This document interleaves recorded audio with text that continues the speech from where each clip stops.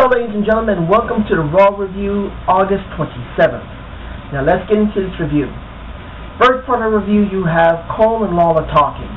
Cole's talking about how Jerry got hit in the head with a nice good boot to the from CM Punk. In the middle, while he's explaining it, Lawler goes to the ring and calls out CM Punk, saying, "I showed you respect, but you kicked me in the head. I want some respect back. Apologize to me." Punk comes out, and basically, he does a decent job of owning Jerry, saying, "You know, you went up against a lot of hacks and methods. You are nothing. They'll let anybody into the Hall of Fame. But you know what? I'm going to show you how much of a coward you are. Either one way or another, I'm going to embarrass you. And either you're going to face me in the ring or walk away like a yellow-bellied coward." Now that's how the tone of the show started. Next segment of the show was Ryback with Jack Swagger. Very short, thank goodness for that. In a sense, with Ryback, it's very good that he's still progressing up the card. He's going up against now a former world champion, even though he is a joke in Jack Swagger.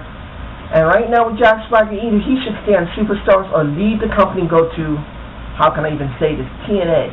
Maybe they'll work on his character and actually get him to exercise a little bit because he still gets winded too easily. Next segment, you have King and Lawler again because King goes back to the commentary table. He hadn't decided what to do yet. They start doing packages about Triple H. Now they do show Triple H in D-Generation X.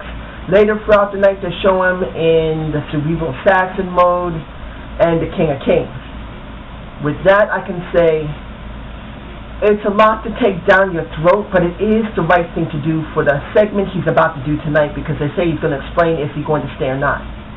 Next is the Divas Championship. Well, not Divas Championship. The Divas Champion. It's so hard to tell anymore because they don't really feature the Divas anymore. You have Layla and you have Natalya. Really, there was no point in this match, especially that Vicky came out and said, I want to come out and say something. It's important." When the match was over and it looked like Layla hadn't even been there, Vicky says, "After what AJ did to my man, I want to say to the board of directors, get rid of this child and put someone like me in charge." And I can say, in that segment, I can say at least for a casual fan, they would probably believe that seeing AJ come to the ring and smacking and trying to beat the crap out of Vicky was a good segment. For me, since AJ's been shoved down my throat so much, I really didn't find this segment very interesting. But you never know where they're going to go with it, so I'll at least say that it was decent enough that it may set up something the next Raw. You never know. Now, next, I have notes here, sorry. Daniel Bryan and his anger management, part 1. They have shown the week before. Anger management for Daniel Bryan. Now this was good. The 3 segments that I saw were very good throughout the night. Segment 1, or part 1, basically had Daniel Bryan there and the psychiatrist with his group trying to get the tone of the place. Trying to get the tone of how to help yourself. And the little boy comes in with a goat face mask on. Well, goat mask on. Daniel Bryan flipped the hell out saying, "No! How is this supposed to be helping me? How dare you? This is you setting this up, isn't it, Doc? They're trying to screw me. You're trying to screw me." And the Doc says, "This is my son. He's just doing a play." Which was a good touch. I admit it was good. The second segment, Daniel Bryan explains about how he's been screwed over by AJ and how she skips around like a little kid. He's getting screwed back and forth, up and right, left and center by AJ and what's going on with Kane. And as he explains this, the final person that's supposed to be in the anger management group finally shows up. And you guess it, is Kane. Very good for the second segment. Kane sits down with his mask, not his regular mask, the helmet mask that makes him think like he's Jason. I like this part of the segment. You bring in Kane, and he doesn't attack Daniel Bryan, he just sits there. I thought that was good. If he attacked Daniel Bryan, I would have thought this segment was shit. I wouldn't have liked it.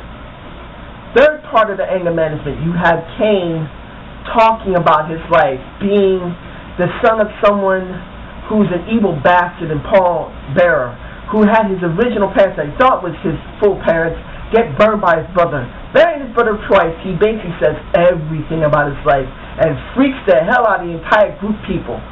At the end of it, when everyone leaves along with Daniel Bryan, one guy who I understand he was in Destination X from TNA, I don't remember his name. Unfortunately, I still haven't kept up with all the names of all the wrestlers from the different companies yet. But I'm sure it wasn't Kenny King.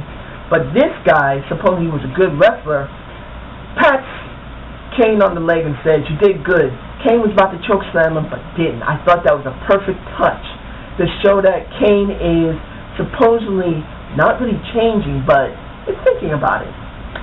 Next segment, we have, okay, two things. One, Jerry says he's going to face CM Punk. And then Twitter was involved with a poll of what are you going to do? Is it going to be steel cage, tables match, or a DQ? I thought it was going to be DQ because they weren't going to do tables or steel cage. Boy, I was wrong. So I'll get to that later. Next segment, which I really believe, I hope something like this would actually happen. I know it won't. You have Cena versus The Miz.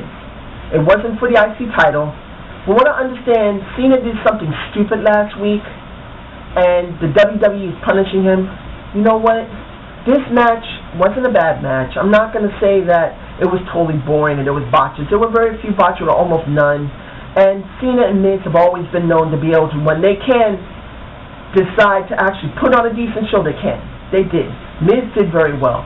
But I'm thinking this. At Night of Champions, I hope Cena does not win, and that the WWE either to punish Cena or to say, we're going to put you down the card a little bit to help other people come up, and you're going to do the job, which I know he won't. I would like Cena to win that belt. I know Miz will lose that belt, and he may become irrelevant, but what do you think is better? For a little while, The Miz becoming irrelevant and then being brought back up in the card because he's still a main eventer, or seeing Cena be the main eventer again and basically find the same old crap as champion. Let him have the IC title. He never held it. Let him work with all the young talent. Let him do something. It's better that way. Now what do we got here? We have Heath Slater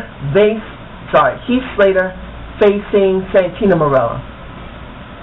I admit I didn't like Heath Slater, but after doing that little bit with the Legends, I see he has talent. Heath Slater, the one-man rock band, is beginning to win me over. If they can get him to do something more than what he's been doing lately, let him face someone else and then build more credibility.